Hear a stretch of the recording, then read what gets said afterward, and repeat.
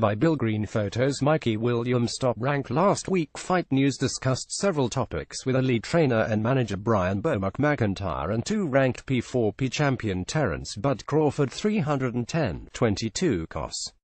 We already know the importance and history in the making of the highly anticipated showdown between fellow two-belt holder Julius Indongo. 220-11 COS. What we don't know is what goes through the mind of Team Crawford, and better yet the champ himself, as the fight is merely 9 days away. Fight News discussed strategy, tips, weaknesses, strengths and possible common opponents in style. Hello Bo, can you tell fight fans what goes through your mind each day, especially the closer we get to the fight?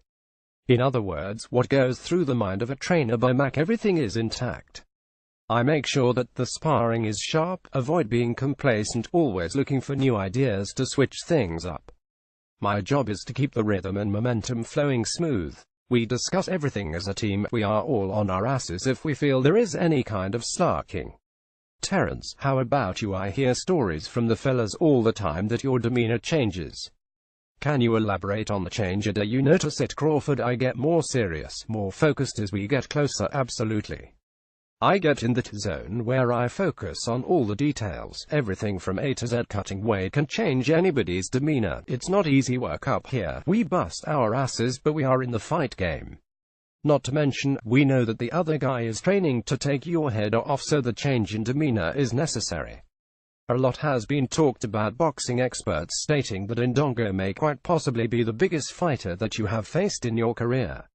I've seen some reports say he is 6 feet tall and has an enormous reach advantage.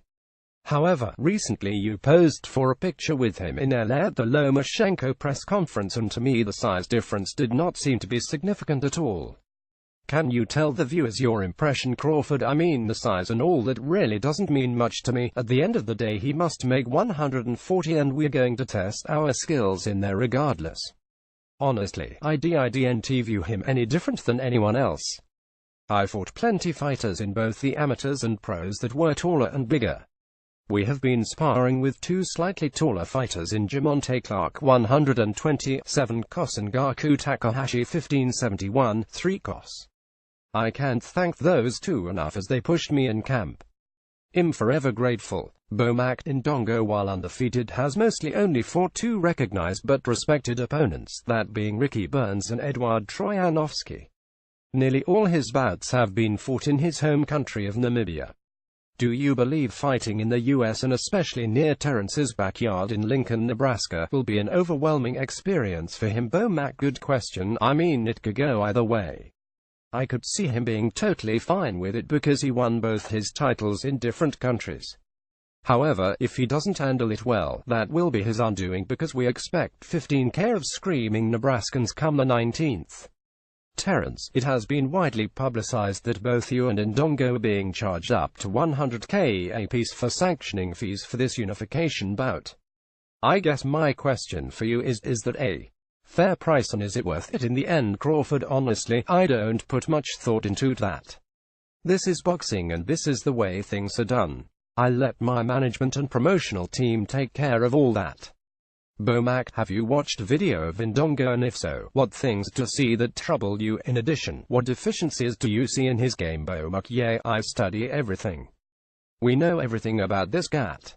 I can tell you this, he is a very solid fighter. He has a ton confidence, uses his hands and feet very well together. Knows when to punch. We see some things that we can capitalize on, of course, but you all are going to have to kick back and watch to see what those deficiencies are come fight night. I never understood how teams always say we are going to this or that. It's a strategy and a game plan, and we are not playing checkers in there. You all are going to see it on fight night. We don't talk a lot of trash because we respect this game and the fighters in it. Sometimes people open their mouths, and, of course, we're not going to back down, but this promotion is about history. Terence, we all know how competitive of both a person and an athlete you are. With Husker Nation, especially more than likely several players and coaches from both the basketball and football team watching, what kind of a statement would you like to make on behalf of your home state in front of thousands inside the Pinnacle Bank Arena, but also millions watching on a new network for you, the worldwide leader in sports, ESPN Crawford? Everyone that supports me and the fellas by buying tickets are going to feel united. We are Nebraska and we together are strong. We are fighting in Husker country and I want to keep the winning tradition alive and thriving. The people in Lincoln and the university have always showed me love every time I've been in attendance to support them, so yeah, I will be plenty amped.